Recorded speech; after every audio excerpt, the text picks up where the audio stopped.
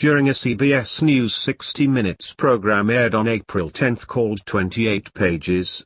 Correspondent Bob Croft asked former Democrat Florida Governor and Senator Bob Graham, shown, about whether he thinks that 28 pages of the famous 9/11 Commission report should be declassified. Many have speculated that the censored portions of the report might implicate high Saudi officials in supporting the 9/11 terrorist attacks. The White House is reviewing whether to declassify the 28 pages of the report, but it is unlikely that such a decision will be made before President Obama visits Saudi Arabia for a summit of Gulf leaders on April 20. Graham said that the White House had informed him that the decision will be made in 60 to 90 days. At the beginning of the 60 Minutes program, it was noted that the 28 pages of the 9/11 Commission report that are still classified have to do with 9/11 and the possible existence of a Saudi support network for the hijackers while they were in the U.S. For the past 13 years, stated the narrator, the classified pages have been locked away in a secret vault and only a small group of people have ever seen them. One of those people, Bob Graham, was invited to appear on the program. He said, "I think it is implausible to believe that 19 people, most of whom didn't speak English, most of whom had never been in the United States before, many of whom didn't have a high school education, could have carried out such a complicated task without some support from within the United States." After Croft asked Graham if he believes that the 28 pages are crucial to understanding how the 9/11 hijackers managed to carry out their attacks, Graham replied, "I think they are a key part."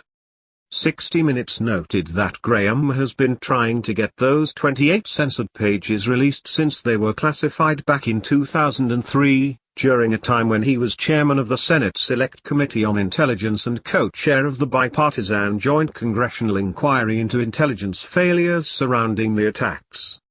CBS News reported that the Joint Inquiry reviewed 500,000 documents, interviewed hundreds of witnesses and produced an 838-page report, the final chapter of which was blanked out, redacted by the Bush administration for reasons of national security.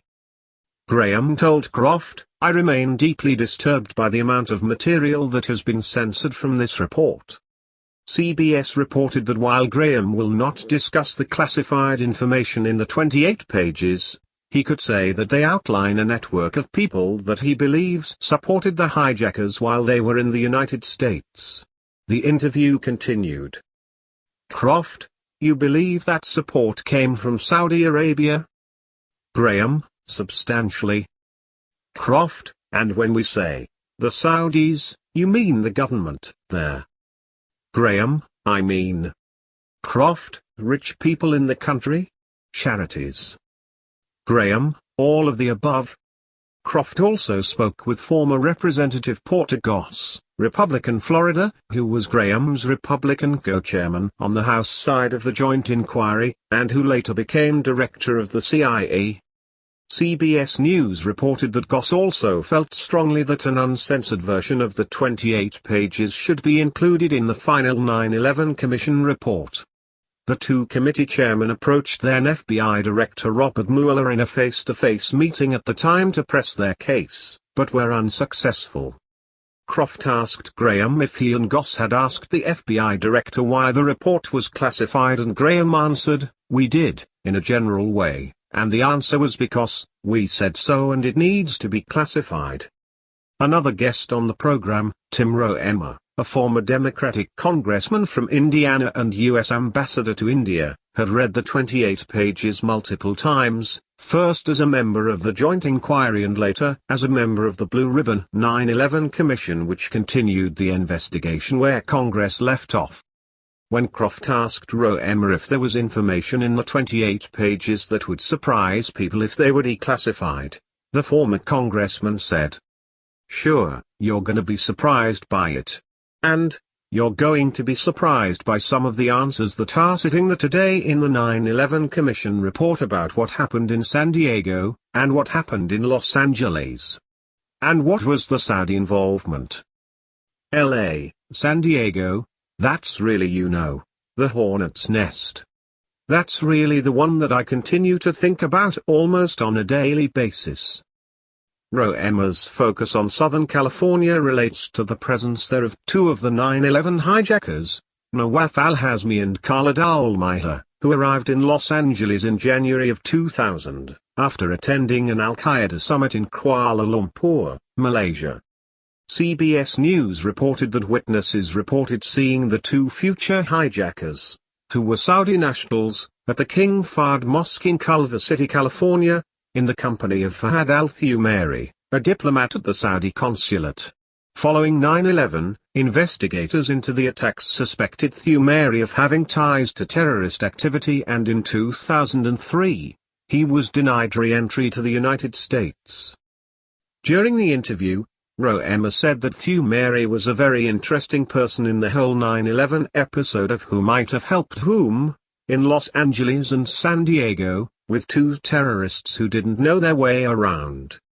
Croft and Graham also discussed another Saudi national, Omar al-Bahmi, who received a paycheck from the Saudi government while being listed as an employee at Saudi aviation contractor outside Los Angeles, although he apparently never showed up at that job. When Croft asked Graham if he believed that Bahmi was a Saudi agent, and if so, why, the former senator said, well, for one thing, he'd been listed even before 9/11 in FBI files as being a Saudi agent. The connection between Bahmi and Thumairi, who, as we noted, was seen in the mosque with two of the hijackers, was reported by CBS News as follows. On the morning of February 1, 2000, Bahmi went to the office of the Saudi consulate where Thumairi worked. He then proceeded to have lunch at a Middle Eastern restaurant on Venice Boulevard, where he later claimed he just happened to make the acquaintance of the two future hijackers. Emphasis in original.